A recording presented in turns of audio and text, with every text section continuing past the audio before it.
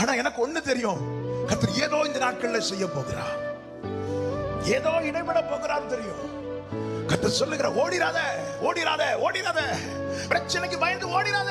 ஆண்டவரே, என்னால என் குடும்பத்துக்கு சம்பாதித்து கொடுக்க முடியல, என் குடும்பத்துக்கு எதுவுமே பண்ணி கொடுக்க முடியல, அப்ப நான் உங்களுக்கு பாரமா தான் ஆண்டவரே இருக்கிறேன் அப்படின்னு யாராவது புலம்பி அவன் இந்த கேட்டுக்கொண்டிருக்கிறீங்கன்னா, உங்களோட டைரக்டா நான் இந்த வார்த்தையை சொல்றேன். உன் வேல்யூ இன்னைக்கு நீ புரிஞ்சுக்கோ.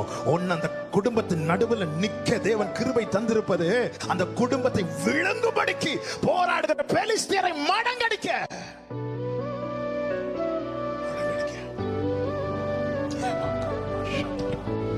ஆண்டவர் சொல்ற, நான் யுத்தம் பண்றேன், நான் உனக்காக எல்லாம் செய்யறேன், ஆனா நீ நிக்கணும், நீ நிக்கணும்.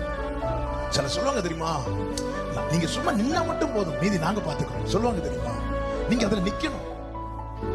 நம்ம என்ன சொல்லுவோம் சில நேரத்துல, ஐயோ எங்களுக்கு அதெல்லாம் செய்ய தெரியும், நீங்க சும்மா நின்னா மட்டும் போதும், நாங்க பாத்துக்கிறோம். ஆண்டவர் இன்னைக்கு சொல்றாரு, நம்ம பார்த்து நீ நிக்கணும், ஒன்னு அவர் பார்க்கணும்.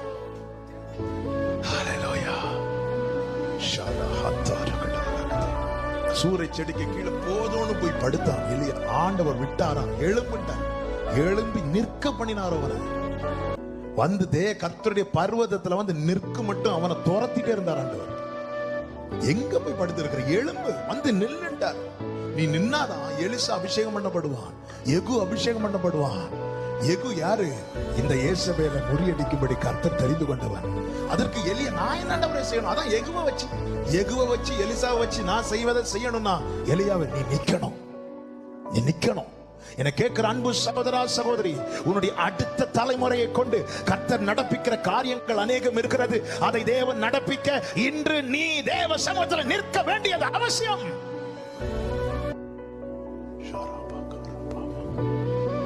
எலிசாவை கொண்டு எகுவை கொண்டு தேவன் நடப்பிக்கிற பெரிய செயல்கள் இருக்கிறது, பெரிய காரியங்கள் இருக்கிறது. அதான் எலிசா வச்சு செய்யுங்களே, அதை என் பிள்ளை வச்சு செய்யுங்கப்பா, எகுவை வச்சு செய்றீங்க, எகு வச்சு செய்யுங்கப்பா, அதை அவங்கள வச்சு செய்யுங்கப்பான்னு சொல்லிட்டு நீ போய் முடங்கி கிடக்குறாயோ இல்ல, அவங்க